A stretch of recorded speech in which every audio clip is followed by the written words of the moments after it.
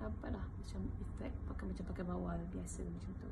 Right, Misora semi-instant square. Square scarf has never been this easy. So dia ada attached inner, cotton lycra inner, dan juga wool chiffon shawl ataupun wool chiffon square yang dah dilipatkan siap-siap dan dijahit siap-siap.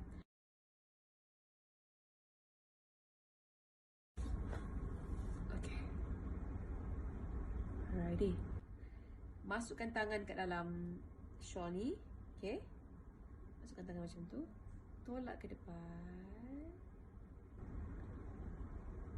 tolak ke depan lagi, ikut bahagian mana yang nak pakai. Maksudnya dia nak pakai bawah tu ke depan ke, ataupun nak tolak ke belakang ke.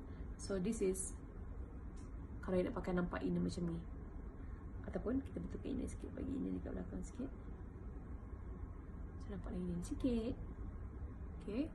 Ataupun kalau nak ke depan lagi boleh, masukkan balik tangan ni ke dalam, okay, kan, tolak sampai ke depan, okay, macam tu. So nampak lah macam efek macam pakai bawal biasa macam tu. Macam tu. So ini suka hatilah nak buat macam ni ke, letak sini pin ke, ke belakang ke, macam tu ke, suka hati korang. Setengah orang dia suka, setengah orang dia suka nampak inner banyak kan. So bawa ke depan sikit je, okay, macam tu. Tak nampak ni, okay, macam tu. Dan pin lah macam biasa. So dapatlah efek yang nampak inner banyak. It's really up to you guys. So saya nak buat yang macam tunjuk yang pin ke belakang. Okay, ini dan pinkan ke belakang. Oh God, this tudung is okay. Dia dah pin ke belakang kan. So what I did, masa dekat border press kat London tu, saya bawakan, okay, macam ni,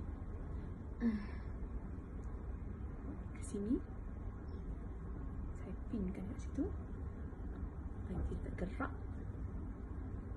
dan ni bawa ke sini.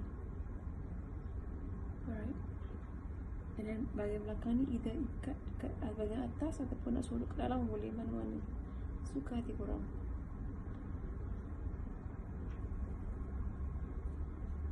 Right, macam tu. So bagi orang nak pakai subang ke, so selamat mencuba.